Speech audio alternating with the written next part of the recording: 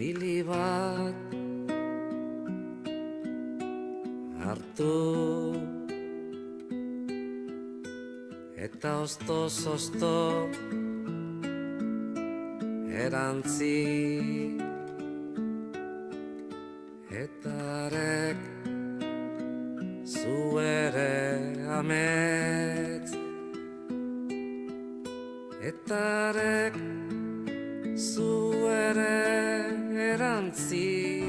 When we win on November 8th, we will be able to immediately repeal and replace Obamacare. My first day in office, I'm going to ask Congress to put a bill on my desk. I hope we're going to surprise you with a really good plan. You're going to end up with great health care for a fraction of the price, and that's going to take place immediately after we go in, okay? Immediately. On my first day, You're going to be very proud of what we put forth having to do with health care. I know that we're all going to make a deal on health care. That's such an easy one. Form a really great plan. In October, with very exquisite timing, he canceled completely a USAID project, Predict it was called, that was working in third world countries, also in China, to try to detect new viruses that might turn into the anticipated pandemic. In December, China notified the World Health Organization that they were finding pneumonia-like symptoms with unknown etiology. On January 7th, they informed the World Health Organization that the Chinese scientists had identified the source as a coronavirus, had identified the virus, sequenced it, provided the information to the entire world. U.S. intelligence knew. In January and February, they were pounding on the doors of the White House, trying to get someone to pay attention. But as one high intelligence official put it, they couldn't get Trump's ear. For him, it was just a minor fluke. On February 10th, when it was already serious, Trump released his budget for the coming year. Take a look at it. The budget continues the defunding of institutions responsible for health. It increases funding for some things, like fossil fuel production, gives new subsidies to the fossil fuel industries. We cut back on the efforts to deal with the pandemic that's taking shape, and we increase the efforts to destroy the environment. You've been in office 3.5 years. You don't have a plan. Well, we haven't had, excuse me, you heard me yesterday. We're signing a health care plan within 2 weeks. A full and complete health care plan.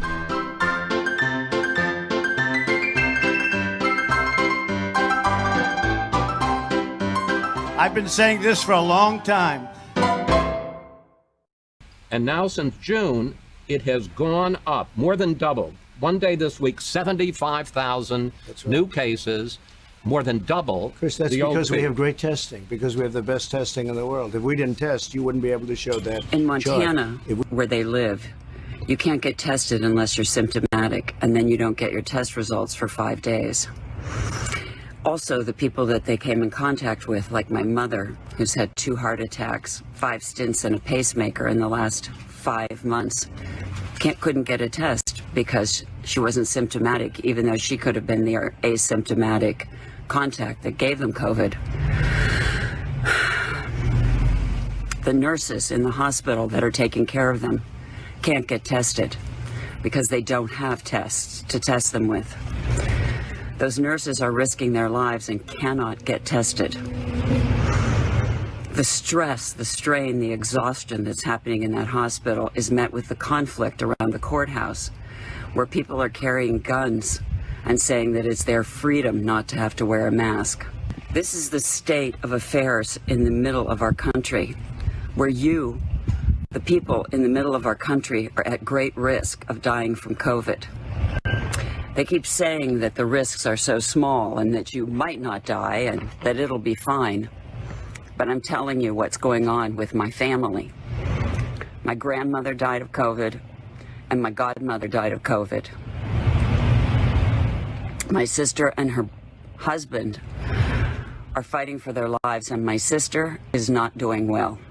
People are dying and fighting for their lives because there's nothing but lies. And because the people at the governor's houses, the people at the health departments are simply so overwhelmed that they're not answering the phones, they're hanging up, and they're not returning calls. This is the state that we're in. The only thing that's going to change this is if you vote. And if you vote for Biden, and if you vote for Kamala Harris. And the reason that's going to happen is because with women in power, we will fight for our families. We will fight for people to live, and we will fight for people to get tested. Because the only countries that are doing well with COVID are the ones that have women in leadership. Please vote, and please, whatever you do, don't vote for a killer.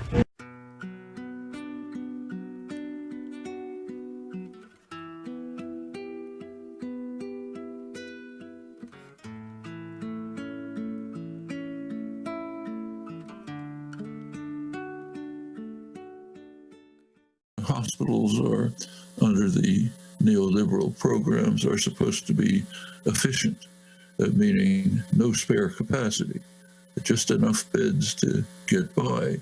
And in fact, plenty of people, me included, can testify that even the best hospitals caused great pain and suffering to patients even before this broke out because of this just-on-time efficiency concept that was guiding our privatized for-profit healthcare system. Doctors and nurses are forced to make agonizing decisions about who to kill. Not a nice decision to make, because they simply don't have equipment, and the main lack is ventilators. Is this the most dangerous administration and party in human history? One hand, you hold up a banner that says, I love you, I'm your savior, trust me, I'll do everything for you. On the other hand, you stab them in the back. It's a great strategy for killing a lot of people and improving his electoral politics. To try to cover up his criminal attacks against the American people, which have been going on all this time, he's flailing about to try to find scapegoats. One scapegoat he hit on is the World Health Organization. So how do you punish the World Health Organization? Defund them, and then make it clear that you want to destroy them, to make sure that Americans are as vulnerable as possible for whatever happens, because that can improve your electoral standing with the mobs you're trying to organize. I mean, it's shocking. It's a major crime, all in order to improve his electoral prospects. President Donald Trump.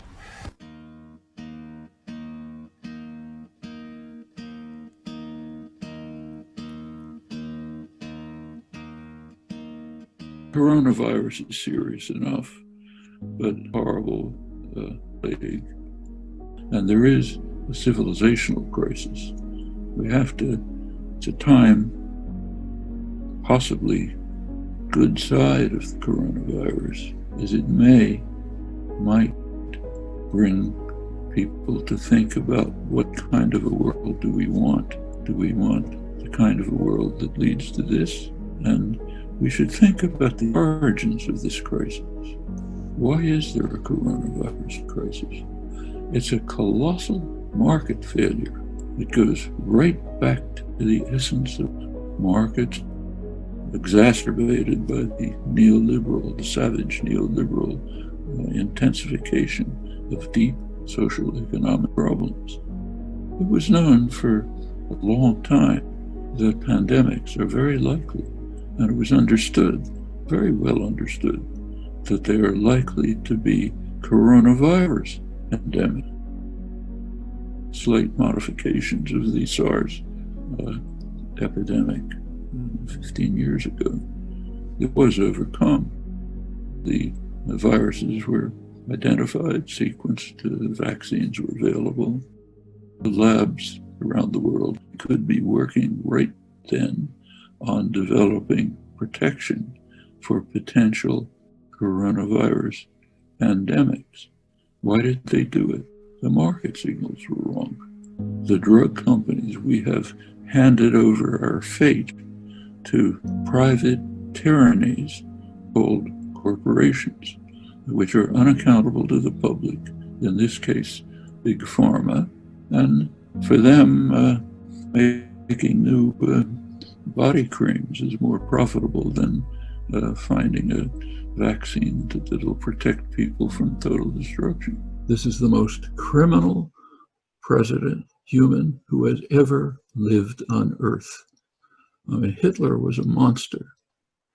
Wanted to kill all the Jews, kill all the Roma, 30 million Slavs, and get rid of it. He didn't want to destroy organized human life on Earth. Trump does. Now, he knows exactly what he's doing. It just doesn't matter. And the people behind him, the CEO of JP Morgan Chase, pouring money into fossil fuels, they understand perfectly well. It just doesn't matter. The logic under which they operate says, maximize your own gain tomorrow. Nothing else matters. As I said, what kind of world do we want to live in? There will be options. The options range from installation of highly authoritarian, brutal states, all the way over to radical reconstruction of society on more humane terms concerned with human needs, not private profit. And we should bear in mind that highly authoritarian, vicious states are quite compatible with neoliberalism. In fact, the gurus of neoliberalism were perfectly happy with massive state violence as long as it supported what they called sound economics.